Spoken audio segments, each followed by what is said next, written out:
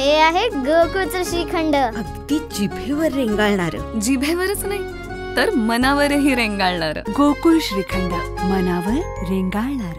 नमस्कार, मी न्यूज 24 प्रतिनिधी विनोद शिंगे. आज आपण आलोय कुंभोज इथं. गेल्या अनेक दिवसापासून कुंभोज ग्रामस्थांचा आंदोलनाचा इशारा देण्यात आलेल्या सौर ऊर्जा प्रकल्पाला अजूनही ग्रामस्थांचा विरोध असून सदर प्रकल्पाबद्दल जिल्हाधिकारी या विभागाचे खासदार व आमदार यांच्याशी वारंवार बैठक होऊनही जिल्हाधिकारी कार्यालयात झालेल्या बैठकीप्रमाणे कुंभोज ग्रामपंचायतीसाठी 7 एकर जागा राखीव ठेवण्यात येणार होती, परंतु तशा कोणत्याही पद्धतीचं इथं न ठेवता सदर पूर्ण जागेवरती सौर ऊर्जा प्रकल्प उभा करण्यात येत आहे. या प्रकल्पाच्या विरोधात युवा नेते विश्वजित माने यांनी 15 ऑगस्ट रोजी आत्मदहनाचा इशारा दिला आहे. नमस्कार, मी विश्वजित माने, कुंभोज.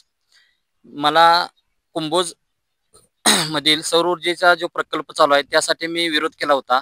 गेले 3 महिने झाले मी ह्या प्रकल्पासाठी पूर्ण गावाचा विरोध असताना सुद्धा हे प्रकल्प झाला. प्रत्येक आमदार खासदार सर्वांची माझी बैठक झाली, प्रत्येकांची पत्रव्यवहार झाला, पण खासदारांनी कलेक्टर साहेबांची जी बैठक लावलेली त्या बैठकीमध्ये जे ठरले की कलेक्टर साहेबांनी सांगितले की 7 एकर जागा सोडून बाकीचे राहिलेल्या जागेमध्ये जो तुमचा प्रोजेक्ट आहे तो तेवढ्यातच बसवायचं म्हणून त्यांना सांगितलं होतं. खासदारांनी पण त्याला मान्यता दिली होती.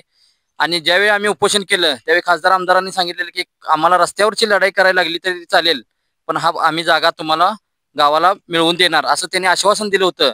पण त्यातले आमदार काय गायबच आहेत, पण खासदार आमच्या सोबत आहेत. पण खासदारांनी 2-3 वेळा आमच्याशी प्रयत्न केला आमच्यासाठी. आणि परत आम्ही मुख्यमंत्र्यांशी सुद्धा बोलणं झालं. मुख्यमंत्र्यांनी सुद्धा कलेक्टर साहेबांना ऑर्डर देतो म्हणून बोलले, त्यांना सांगितलं.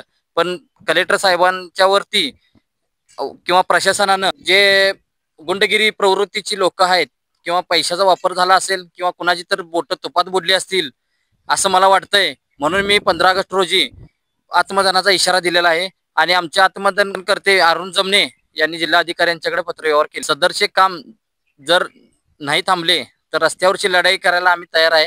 आणि जर आम्हाला 2 दिवसात जर हे काम नाही थांबलं तर आम्ही आत घुसून सगळं सुपडा साफ करण्यात तयार आहे.